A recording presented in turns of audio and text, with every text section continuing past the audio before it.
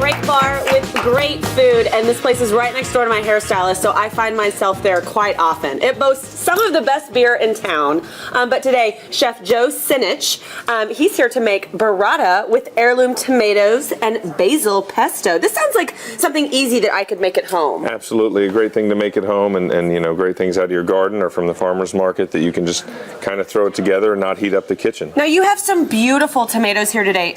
Do y'all pull from local farmer markets? Is that part of y'all's menus that you want to, you know, kind of promote our local farmers here? We work with a number of great local farms, but in addition to that, we stop by our own local farmers market on the way into work and pick up okra or noonday onions, things like that. I love that, and then I really think as a customer going to choose where I want to go eat, that makes a big decision that I want to make sure like the food is really fresh and that y'all plucked it from the market that morning. I think that's just precious. Absolutely. Okay, so what you're making an heirloom tomato salad, and I actually think of tomatoes with mozzarella, but you're doing it with a burrata. So this is a flavor that everybody's familiar with. This is the idea that, you know, tomatoes were born for mozzarella, were born for basil, and so what we've got is burrata, which is kind of a stepped up mozzarella. Okay, because it kind of looks like mozzarella to me a little bit. I'm no cheese connoisseur, but it kind of resembles it. Well, so they take mozzarella while it's still warm and they're stretching it, and they make kind of a balloon, and they stuff that with shredded curd for the cheese and a little bit of fresh cream. So when we cut into it, you'll see it just kind of melts out. So it's just soft and wonderful. Okay, so let's get to cooking. How do we make this at home? So the easiest thing is just go out and find the coolest tomatoes you can find. You know, if they're little baby cherubs that are nice and sweet, like some of these here. So we can use any kind of tomato. Any kind of tomato, as long as it's kind of at the peak of freshness. And how do I determine how fresh it is? Like if I'm going to the grocery store or the farmer's market to pick out some, I always like to know, what do I want it to feel like? Yeah, you don't want it to be mushy, but you know, squeezing it is a good test. Squeezing it gently, just to know that it is kind of soft and ripe. Okay. But generally, if you're shopping at some more reputable places like Whole Foods, things like that, they're going to have some really lovely tomatoes.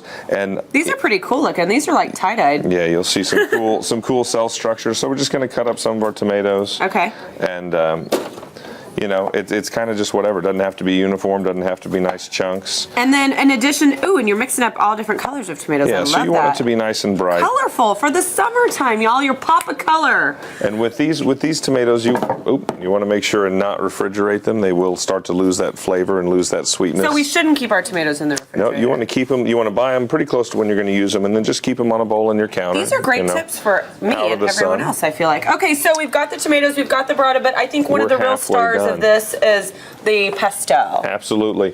And pesto is one of those things that you can make a big batch the beginning of the week, and you can use it all week long. And I didn't realize how easy this is to make. So yeah, it really is just fresh basil, some toasted pine nuts that you see here, some grated Parmesan, a little squeeze of lemon, and then we're just going to drizzle in some olive oil, and then I like to blend in a little bit of canola oil so that that strong olive flavor doesn't take over the whole dish. But so we'll just get all that in the blender. So basil, pine nuts, Parmesan, and lemon, and some canola oil, and some olive oil. That's easy. I think we all have that in our fridge. And so really you want to get the solid stuff kind of broken down, so you'll just pulse it for a few seconds. To get it started. We'll do that all down, and then slowly stream in the oil, and it kind of makes an emulsion, almost like making a mayonnaise or something. So it'll give it a little body. And then when we're left, we are left with something like this. You're left with that. So if you want to go ahead and toss some of that on the tomatoes. So how many spoonfuls do I want to put in here? You know, it depends on your taste. I'd say probably 3 or maybe 4 or 5 of those little spoons. I want to get them plenty of flavor. The other thing is the pesto's already seasoned, but we want to make sure and always add seasoning to the tomatoes as well. So just like if you were going to be eating them, a little salt. What kind of salt is that? This is kosher. Okay. A little fresh cracked pepper. Okay. I also have a sea salt here. So we'll get those tossed up. You're fancy. We're going to lose one.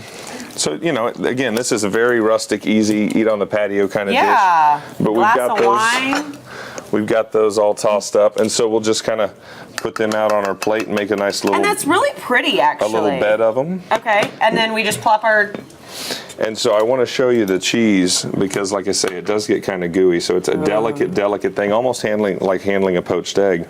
But as I slice into it, you oh my can gosh, see, y'all see this? that kind of molten texture. That looks delicious. And so really just a little top of that on there. And you're good to go, and everyone can kind of pick from that. Yeah, absolutely. And then top it off with a little more pesto. A little more pesto across there. And then again, the cheese is another thing that it's mildly seasoned. Maybe we could like garnish it. There you go. Put a little Courtney flavor on here. A little Courtney flavor, and just a sprinkle of that great sea salt to bring it out. Awesome. And there we have it. That's perfect, and so easy and so beautiful and colorful for the summertime. I love it. Excellent. You guys, you can find out more about Meddlesome Moth by visiting our website, dthebroadcast.tv. And stick around because Chef Joe, he's going to be back in our next hour to teach us one more dish, one that kind of makes me a little nervous, tofu. Tofu, absolutely. We'll see about this, Joe.